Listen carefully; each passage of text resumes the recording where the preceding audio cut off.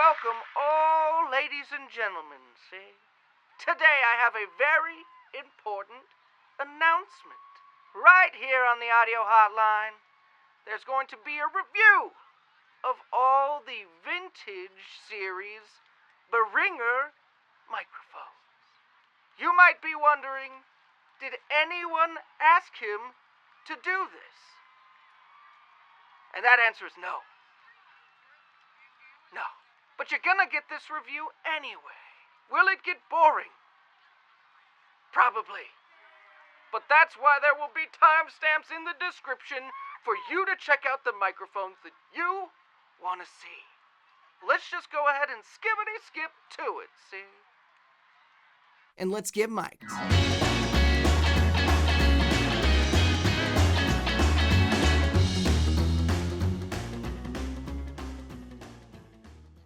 Welcome to the audio hotline. As I said before, I'm going to be reviewing the Behringer Vintage Series today. I hope you enjoyed that very on-the-nose, old-timey intro.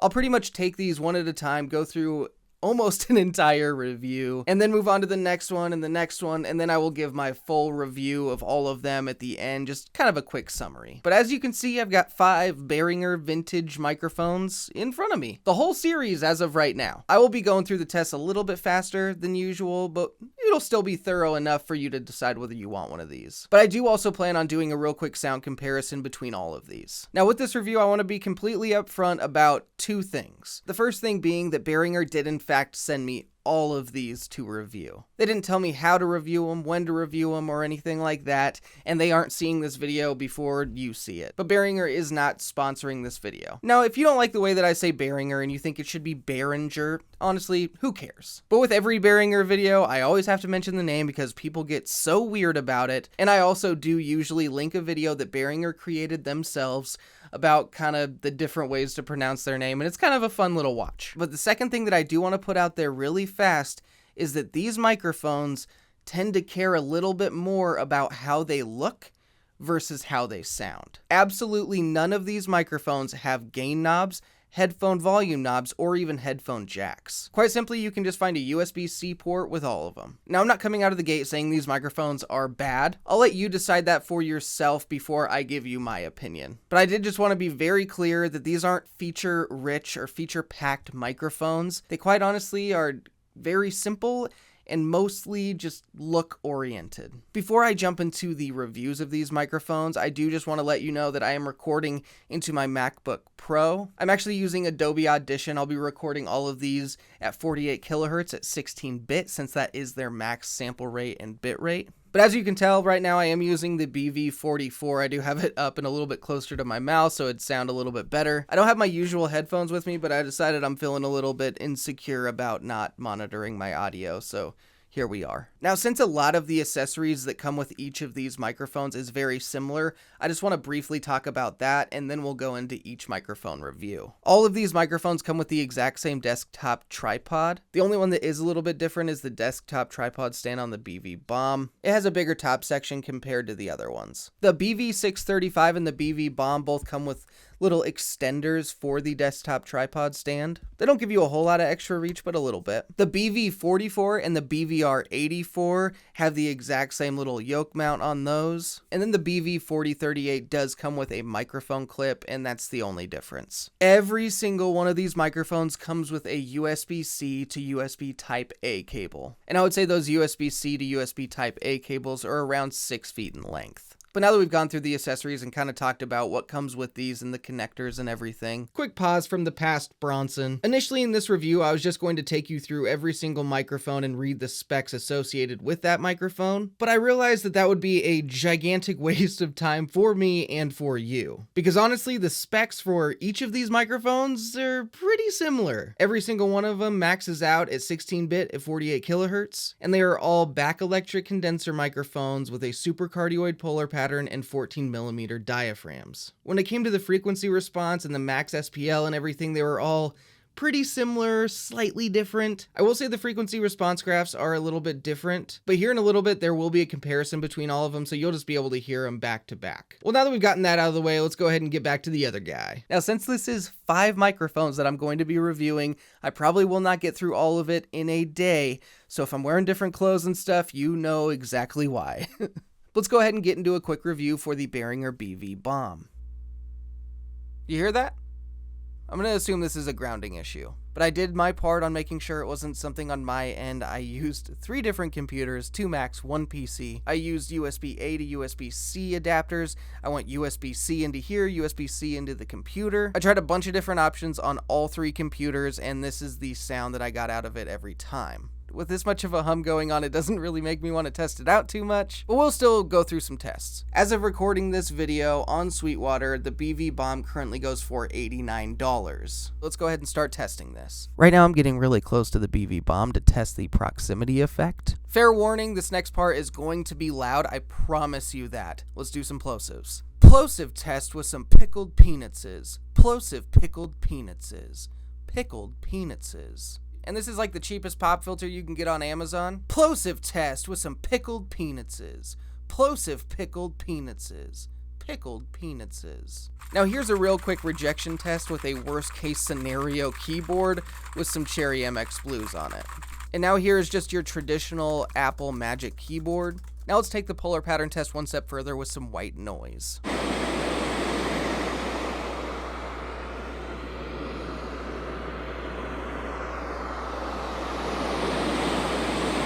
Now, even though this has a grounding issue or just a terrible noise floor, we'll do a kitty purr test. Honestly, I could barely hear him over that hum in my headphones. Now, this is the microphone about 5 to 6 inches away from me. And now here's the microphone about 1.5 feet away from me. And now here's the microphone back on its own stand, fully extended up. And even in like a normal seated position, I'm still going to be talking over it quite a bit. Now, if I was going to put just a high pass filter on this microphone, as well as some compression and maybe some limiting, here's how it would sound with some post-processing if you were going to use it for podcasting or voiceover or anything like that. Now you are listening to the Behringer BV635. This is a vintage spring mount USB microphone. Once again, I do have it on a stand a little bit more parallel to my mouth. Actually, just to get it out of the way, here's how it sounds on its own stand. Obviously, I'm talking over it. This would be your average seated position unless you have like a really low chair. As of shooting this video on Sweetwater, this currently goes for $149. When it comes to build quality of this microphone, I'm actually kind of surprised. It's probably one of the better built ones. It's all metal and everything. It actually feels pretty solid. The springs throw me off a little bit and make it look a little bit more fragile than it probably is. However, you're probably not going to be traveling with this microphone. I think this is kind of like a you leave it at home office type microphone. Before we get to the testing, one thing I do want to show you is that right now it's on its own stand.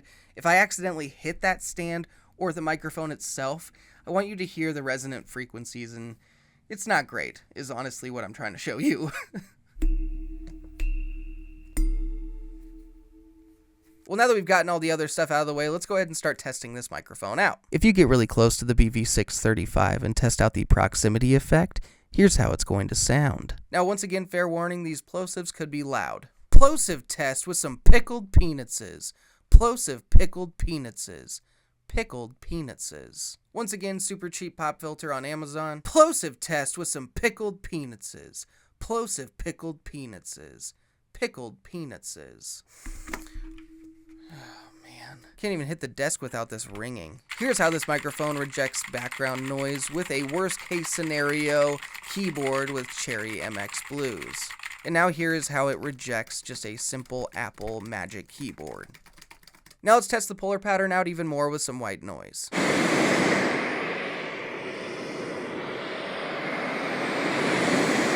Right now, no joke, I'm 2 for 2. Every single time this white noise plays, Blue, my cat, comes a-running. We'll try to get a good kitty purr test in this time, but I can't expect him to do 5 kitty purr tests. That's against kitty labor laws, I'm pretty sure.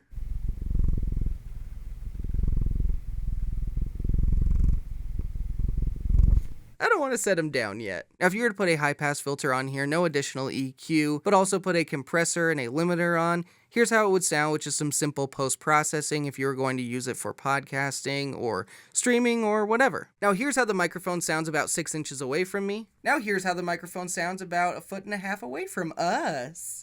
Now, the next microphone to test is the Behringer BV4038. All of these microphones, name-wise and look-wise, are named after and modeled after a previous microphone. This one being the Coles 4038. But as you can see right now, this microphone is really low in the frame. It's currently on its own little tripod. But now that you know how that sounds, I'm going to put it up on a stand a little bit higher. Now, with this microphone, you can actually swivel it back and forth. But listen to the sound it makes when I do that.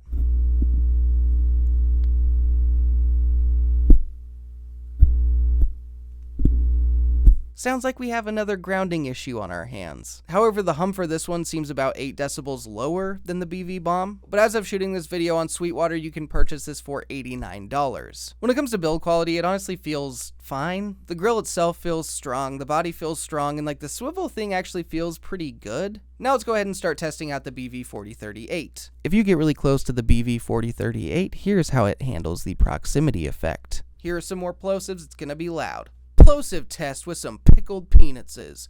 Plosive pickled peanuts. Pickled peanuts. Cheap Amazon pop filter. Plosive test with some pickled peanuts. Plosive pickled peanuts. Pickled peanuts.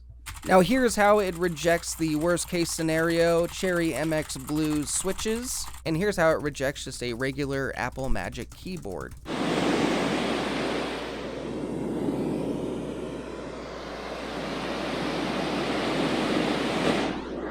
Guys, I am not joking.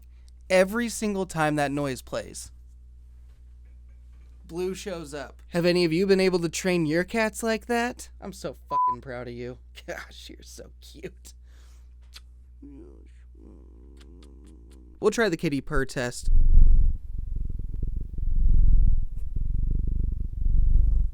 Now, if I was to use the same post-processing from the last two microphones with a high-pass filter, a compressor, and a limiter, here's how it would sound. Hair is just flying everywhere. Worth it. So worth it. Now I've got the Behringer BV44 plugged in. Currently, you can get this on Sweetwater for $129. I will say that this one, I'm not too happy with the build quality. It's fine, but for $129, I kind of expected it to be a little bit better. The grill definitely has a bend to it. It just feels super light, just not amazing. And this yoke mount on the BV44 and the yoke mount on the BVR84, they don't want to stay tight. They loosen up really easily, which is a bit of a bummer. Now let's go ahead and test it out. If you get really close and test the proximity effect of the BV44, here's how it sounds. Now just a fair warning, I'm going to do some plosives and it's going to get loud. Plosive test with some pickled peanuts. Plosive pickled peanuts.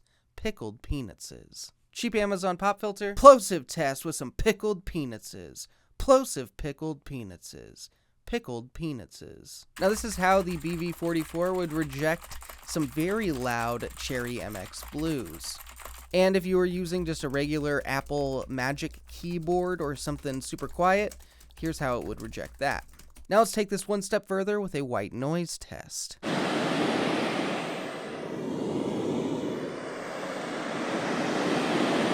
And like clockwork, Blue hears that noise and he comes in. So let's try another kitty purr test. I'm not going to force it. He's done 3 others, one of which wasn't great, so maybe he'll make up for it on this one.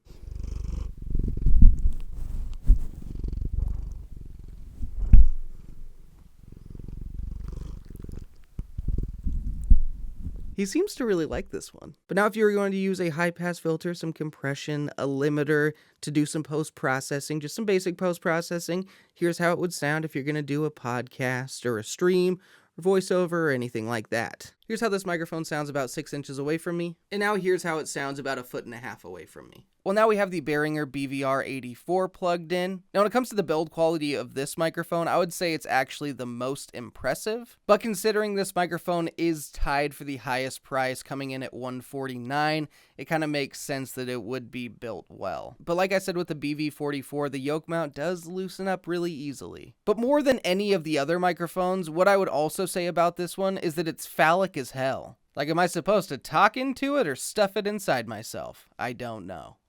I do not know. Let's go ahead and test out the BVR84. If you get really close to the BVR84 and test the proximity effect, here's how it's going to sound. Quick warning, this is going to be loud. We're going to do some plosives. Plosive test with some pickled peanuts. Plosive pickled peanuts. Pickled peanuts. Cheap pop filter from Amazon. Plosive test with some pickled peanuts. Plosive pickled peanuts.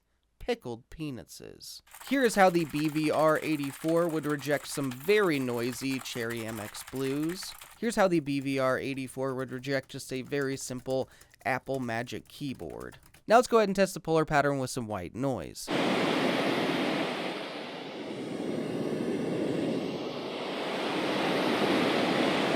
We're not going to do a kitty purr test on this last one. He's done 4 for this review. So, I mean, like, I think we're getting into some kitty labor laws, some violations, so we're not going to do it. But if you were going to put a high-pass filter on this, just some compression, some limiting, just some very simple post-processing, here's how that would sound if you're going to use it for podcasting or voiceover or streaming. This is how the microphone sounds about 5 to 6 inches away from my mouth, and now I'm about 1.5 feet away from the microphone. Now I'm going to do just a real quick acoustic guitar test, and then we are done with the reviewing of these microphones, and then we'll move on to a quick comparison.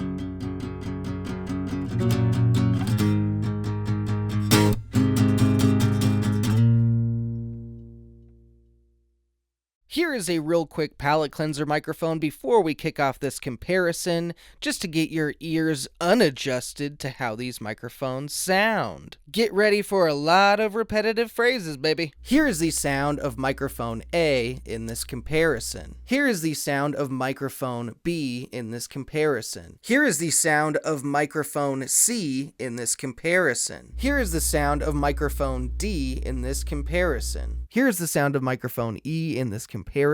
Here is the sound of microphone F in this comparison. Here is the sound of microphone G in this comparison. Now for another quick test, here is the sound of microphone B. Now for another quick test, here is the sound of microphone D. Now for another quick test, here is the sound of microphone F. Now for another quick test, here is the sound of microphone A. Now for another quick test, here is the sound of microphone C. Now for another quick test, here is the sound of microphone E. Now for another quick test, here is the sound of microphone G. One last time, here is the sound of microphone D. I'm pausing so you can hear the noise floor level. One last time, here is the sound of microphone A. I'm pausing so you can hear the noise floor. One last time, here is the sound of microphone E.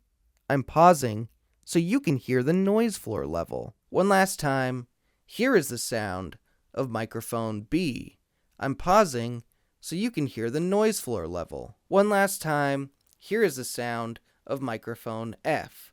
I'm pausing so you can hear the noise floor level. One last time, here is the sound of microphone C. I'm pausing so you can hear the noise floor level. One last time, here is the sound of microphone G.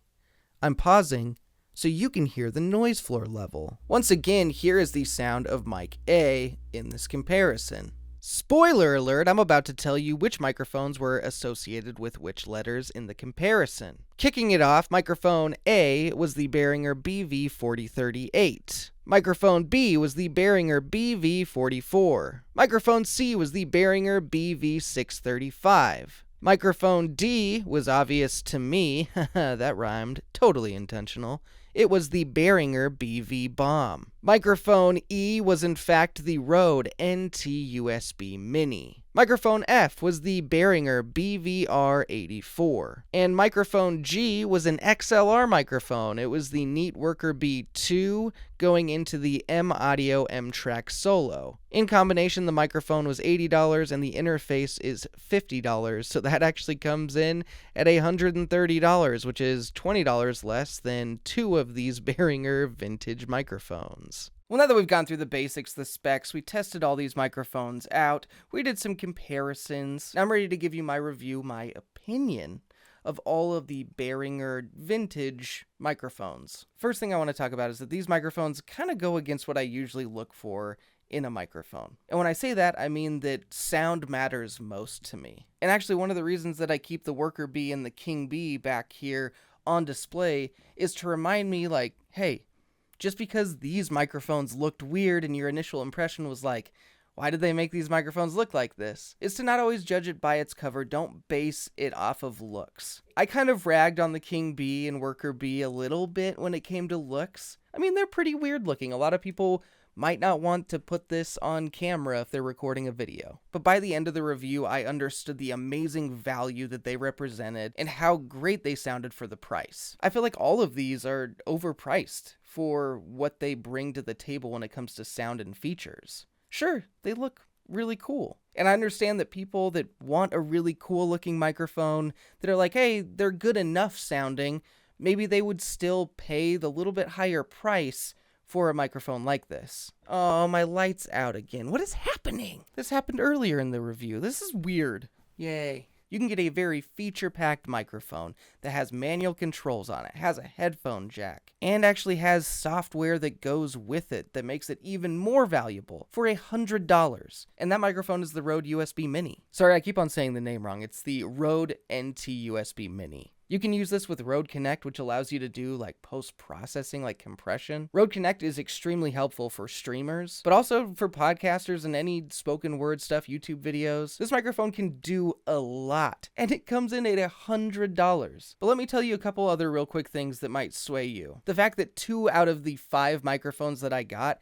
had some sort of hum issue. I mean, I couldn't even grab this grill to move it like this without it creating a terrible hum sound. And the hum on the BV Bomb was just unacceptable. And if this is the sound that they're expecting you to get for $11 cheaper than the Rode NT USB Mini, I think that's a complete and utter joke. And this kind of feels weird to say, but I actually really hope something is wrong with both of these microphones. Well, right before I decided to post this video, I had it edited and everything, I decided to look up if anyone had had similar issues with like the BV Bomb or the BV4038. And it turns out that everything that I saw, every single person experienced that hum. That's not good. I mean, I was just hoping I had a bad unit. Since this is the case, I decided to jump back on camera and change a couple things that I said toward the end of my review. To be completely honest, my initial review of all these microphones was pretty brutal. It was pretty harsh. I mean, at one point, I literally just said, fuck the BV Bomb. And I completely stand by that statement. That snowball-looking bullshit.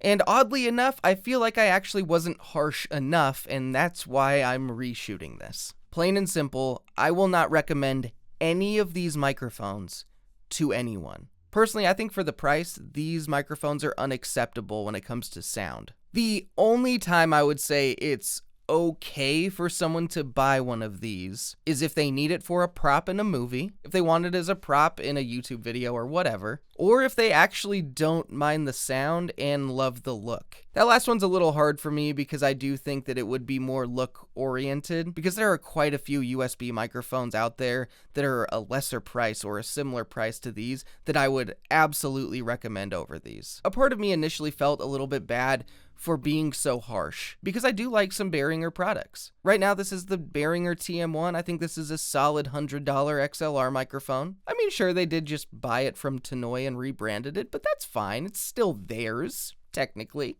And you guys know that I do like the XM8500 for its price of $20, and Behringer does have some decent audio interfaces for people to start out with. But just because I like those other products doesn't mean I have to like their vintage series. I just wanted to say that because I do not have any ill will toward Behringer. I can respect the fact that Behringer tried to do something a little different. The whole vintage USB thing is kind of an oxymoron, but whatever. I can't say it was completely unique or anything because they still are, modeled after older style microphones. But it is commendable that they kind of, went outside the box and thought up something a little bit bizarre and a little bit different. But I have to say that the Behringer Vintage Series line is just a complete miss unless you want some sort of prop. But I mean, for a little prop, a lot of these microphones for a lot of people are just too expensive for that. But I will say the BV635 over here will probably stay in my background. It's a cool looking microphone, but the reason I usually keep stuff in my background is to remind me of stuff. And the reminder here is just because something looks good doesn't mean it is good. And with that being said, here are the individual grades that I'm giving to the Behringer Vintage Series microphones. The Behringer BV44 is actually the highest grade that I'm giving, and this is getting a D+. Compared to the lower $89 microphones, it doesn't have a terrible hum. It has tolerable-ish sound. The build quality is okay, and it looks cool. The BV4038 with its terrible hum gets a D-. The Behringer BVR84 gets a D. Some people may say that this one sounds the best. It is one of the more expensive ones. The build quality on this one is the best, but I still absolutely would not recommend it to anyone. Now for this next one, I was really torn. The Behringer BV635 gets an F. This microphone was so hard to listen to. The sibilance was not good. The build quality was actually surprising, but this coming in at $150 is a joke. Now the Behringer BV Bomb, the final microphone grade. I think you guys already know how I feel about this microphone. The grade that I give the BV Bomb is an F. The hum was just ridiculous, and the fact that this has happened multiple times to multiple different people that have gotten this microphone, that's ridiculous. My interpretation of that is that this is how they intended for this microphone to sound when they released it. And for this being $89, $30 to $40 more than the Blue Snowball that looks very similar to this. Now, this hasn't happened for a while. I haven't failed a microphone in a long time, and 2 of these failed. Now, if you're new to this channel, you might not know what a microphone getting an F means. Well, in the past, what I've done is destroyed any microphone that gets an F. Now for the BV635, I vetoed the destroying, and it's for the reason that I said earlier. I'm going to keep it in the background. I think that it does look cool, but also I want it to be that reminder that something that looks good doesn't always mean it is good. Like what I told you, but the opposite of the King Bee. When something looks weird, it doesn't always mean it's bad. But now for the BV Bomb, that's a different story.